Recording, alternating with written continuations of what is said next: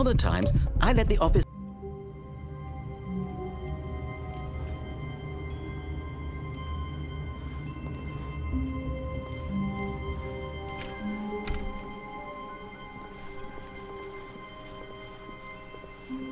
When Stanley came to a set of 2 open doors, he entered the door on his left.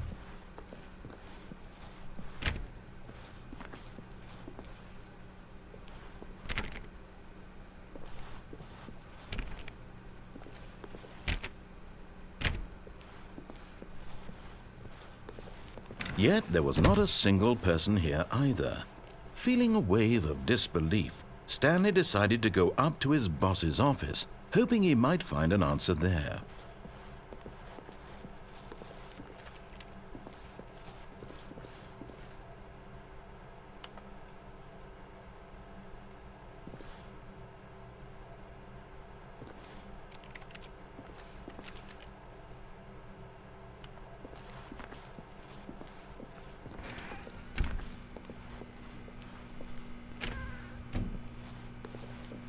Stanley stepped into the broom closet, but there was nothing here, so he turned around and got back on track.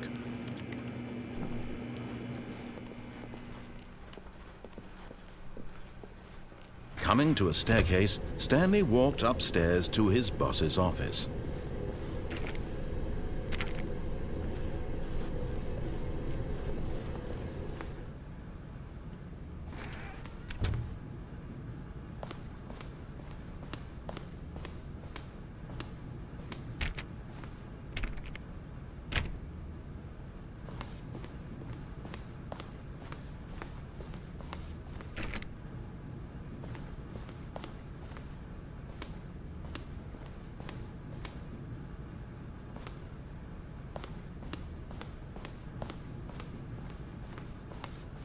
Stepping into his manager's office, Stanley was once again stunned to discover not an indication of any human life.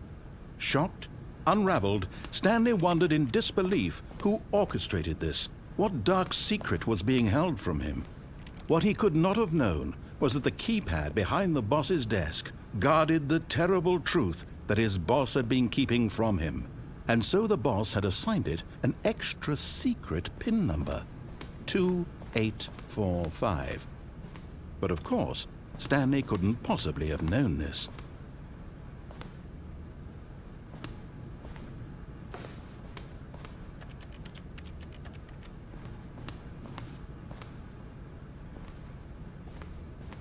Stanley just sat around twiddling his thumbs. Trying to input anything on the device was useless, since he could never possibly know that the combination was 2845. Yet incredibly, by simply pushing random buttons on the keypad, Stanley happened to input the correct code by sheer luck. Amazing. He stepped into the newly opened passageway.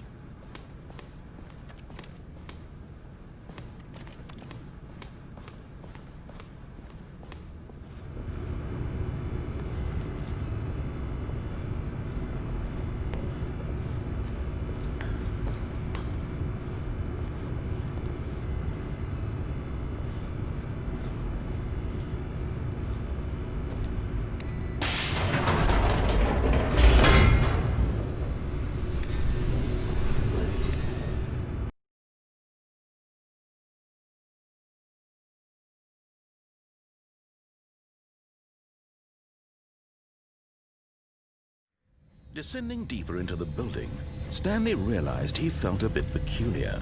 It was a stirring of emotion in his chest, as though he felt more free to think for himself, to question the nature of his job.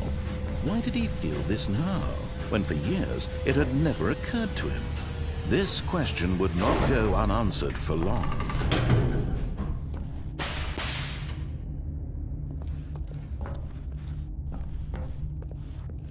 Stanley walked straight ahead through the large door that read Mind Control Facility.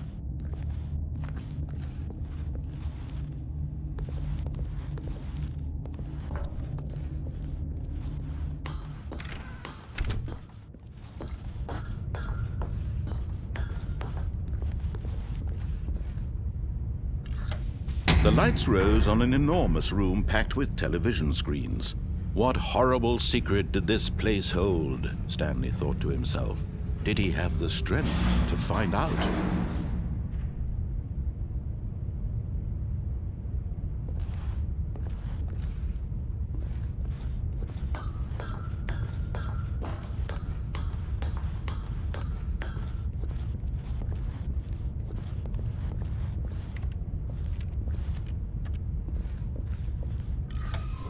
Now the monitors jumped to life, their true nature revealed. Each bore the number of an employee in the building, Stanley's co-workers, the lives of so many individuals reduced to images on a screen, and Stanley, one of them, eternally monitored in this place where freedom meant nothing.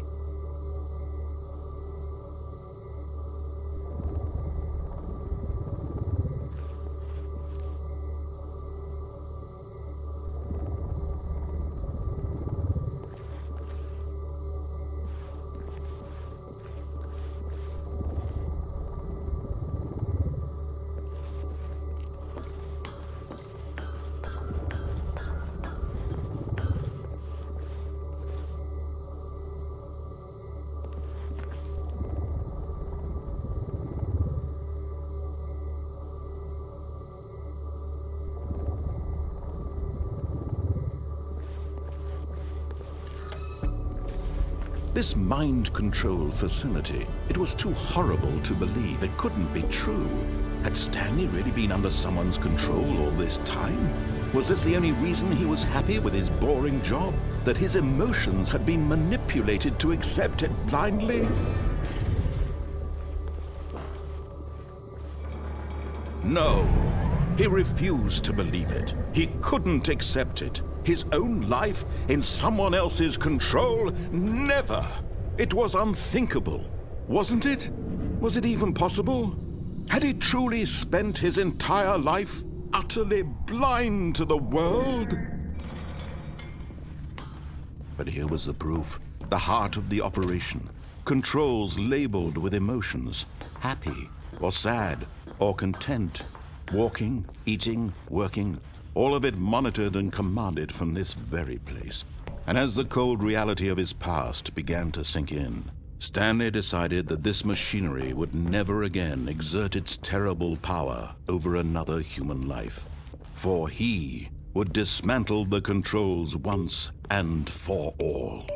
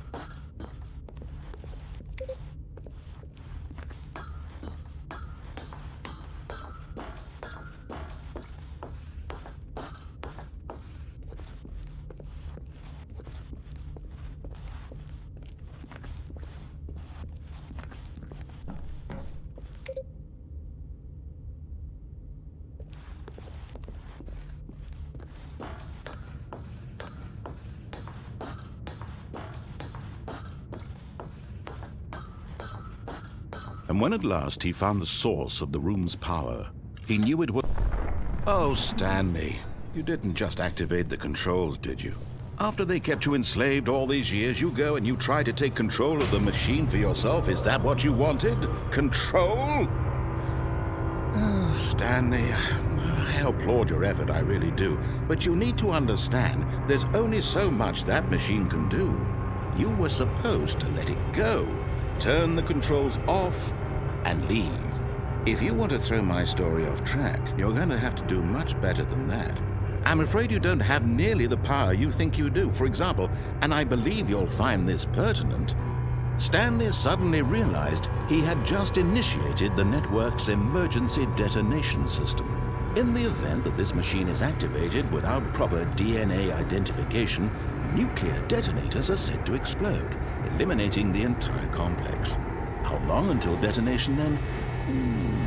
Let's say 2 minutes. Now this is making things a little more fun, isn't it, Stanley? It's your time to shine. You are the star. It's your story now. Shape it to your heart's desires.